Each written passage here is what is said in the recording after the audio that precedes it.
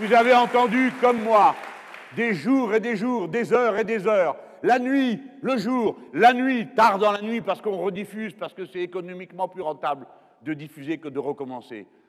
Des gens insultés, offensés, d'une manière indigne, les musulmans de notre pays. Admirez la patience de ceux qui ont subi tous ces outrages et qui ont su, avec sang-froid, ne pas s'enfiévrer à aller raconter des bêtises comme celles qu'on a entendues de manière indigne dans la bouche de ce monsieur Meyer Habib, qui prétend, qui dit la haine du juif et d'Israël est l'aphrodisiaque des masses arabes. Comment cet homme peut se prendre pour un aphrodisiaque? J'ai peur, dit-il, pour la France et pour la civilisation judéo-chrétienne.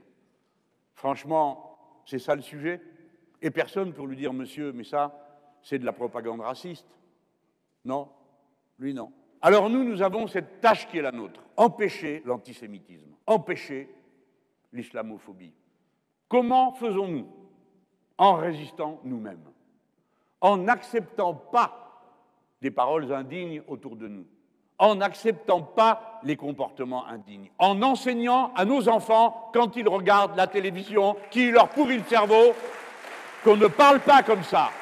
Je suis pied noir. Ma mère, de toute notre famille, était celle qui tenait bon et qui interdisait à son garçon, moi, à sa fille, ma sœur, de répéter les bêtises qu'on entendait et qui nous expliquait pourquoi ce n'était pas acceptable de parler comme ça des autres, pourquoi ils étaient nos frères et nos sœurs.